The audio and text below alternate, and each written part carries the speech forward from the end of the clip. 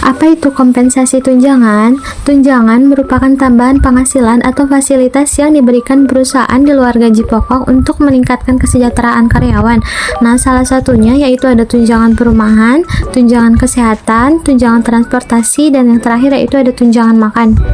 Tujuan pemberian tunjangan yaitu meningkatkan kesejahteraan karyawan, menarik dan mempertahankan talenta terbaik, meningkatkan motivasi dan produktivitas, serta mendukung pencapaian tujuan perusahaan. Jenis-jenis tunjangan, yang pertama ada tunjangan kesehatan, yang kedua ada tunjangan makan, ketiga ada tunjangan pendidikan, keempat tunjangan transportasi, kelima tunjangan perumahan, keenam tunjangan hari raya, dan masih banyak tunjangan lain-lainnya.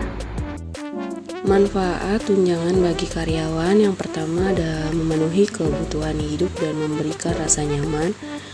Yang kedua ada meningkatkan kepuasan dan inovasi kerja. Yang ketiga ada mendukung pengembangan diri dan keluarga. Ada lagi yang keempat yaitu meningkatkan royalitas terhadap perusahaan.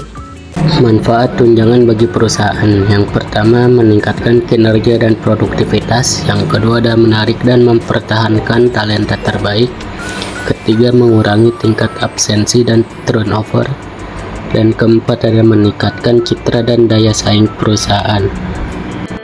Adapun prinsip-prinsip pemberian tunjangan, yang pertama yaitu adil dan proporsional, yang kedua yaitu sesuai kebutuhan karyawan, yang ketiga efisien dan berkelanjutan, yang keempat yaitu sesuai kebijakan dan peraturan perusahaan, dan yang terakhir yaitu yang kelima mendukung tujuan perusahaan. Contoh penerapannya yaitu perusahaan memberikan tunjangan kesehatan agar karyawan merasa aman dan dapat bekerja optimal. Lalu tunjangan transportasi membantu karyawan mengurangi beban biaya perjalanan, serta tunjangan hari raya diberikan sebagai bentuk apresiasi dan kepedulian perusahaan.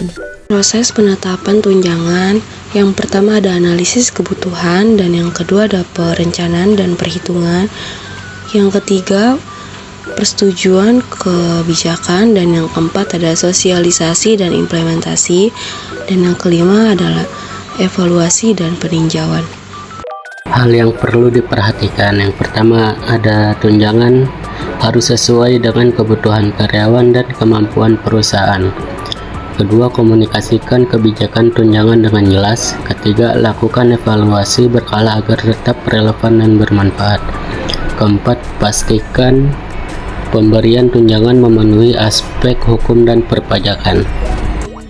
Kesimpulannya, tunjangan yang dikelola dengan baik merupakan investasi penting bagi perusahaan untuk menciptakan karyawan yang sejahtera, termotivasi, dan berkontribusi maksimal dalam mencapai tujuan bersama.